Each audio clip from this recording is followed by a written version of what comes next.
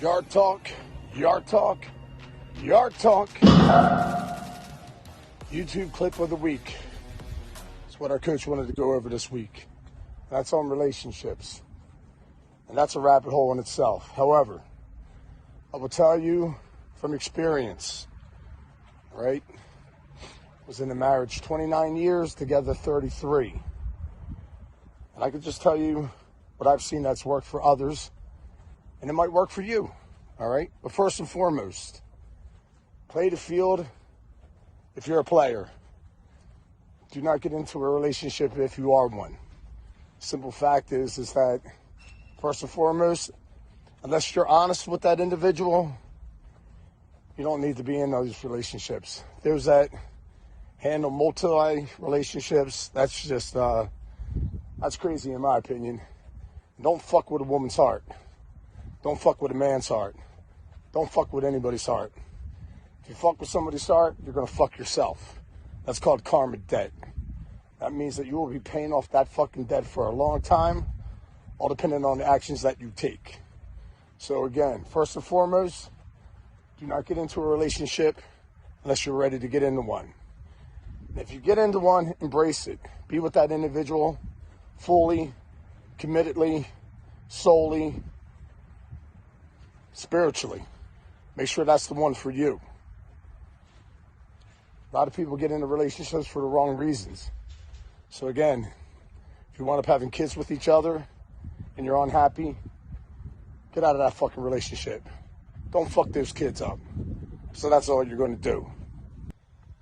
Also, if you're with an individual that does not support your dreams, your aspirations, your desires, don't get with them, all right? And that goes both ways. It has to be 100%, 100%. It's not 50-50. So again, if you're somebody that's inspiring to be something that you're not and it's going to take some time to do, you might as well be happy doing it. If you're somebody that's happy working that 9-to-5 job, whatever the case may be, that's fine. There's nothing wrong with that. But the fact of the matter is that somebody like myself, I made a lot of money loving what I did, and I lost a lot of money doing what I didn't like. But what I've learned in life is, as we know, we only have one of them, all right? Take advantage of it. Be the person that you want to be. And again, if you're with an individual that does not support those goals, you need to kick rocks. You can't be with that individual. Bottom line is that inner voice of God will talk to you. That's called your inner instincts. You will know right off the bat, a week, 2 weeks, 2 months into it, if that individual is for you. And if you keep on getting that gut feeling that that person is not for you, God will only allow you to poke him in the eye so many times until he comes and kicks you in the fucking teeth. And when that happens, you're like, oh, why the fuck did that happen to me? Why is things going wrong? Well, God gave you the fucking warning, you damn ass fool. You didn't fucking listen to him. And again, if you're getting that gut instinct, it's time for you to get out.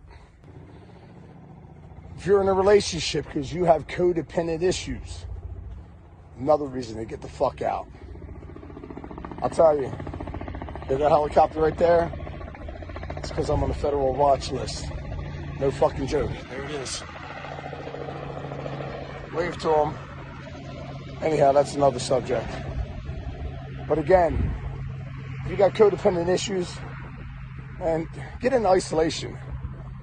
Even when I did my stretch, I was in general population. I was around somebody. I was selling with somebody. I was on a compound with people.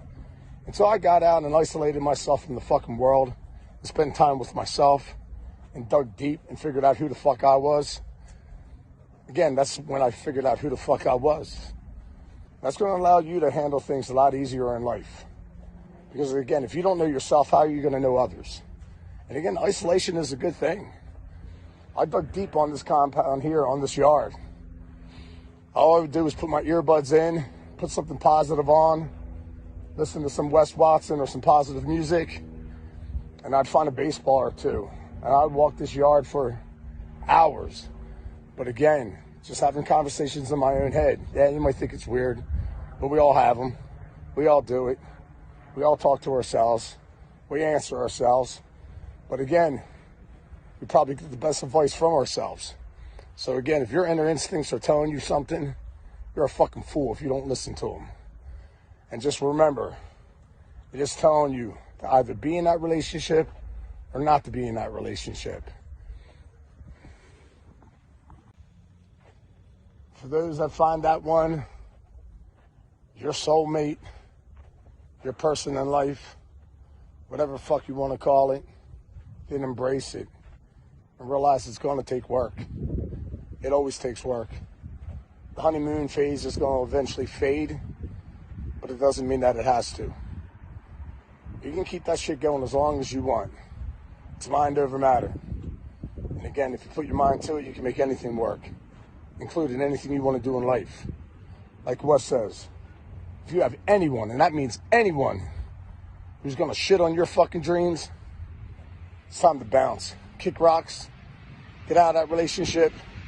Continue on what you want to do. You have to be happy with yourself before you're happy with others. Because if you're a miserable fuck in a relationship that you know is not going to work, guess what? It's not going to fucking work. So why the fuck are you in it? So for those that are going to commit, make sure that's the person that you want to be with. Be with that person and that person only. And don't fuck around. Don't fuck with anybody's heart, because God doesn't like ugly. And if he comes and he kicks you in the fucking teeth again, you're going to know for a fact that you fucked up. Strength.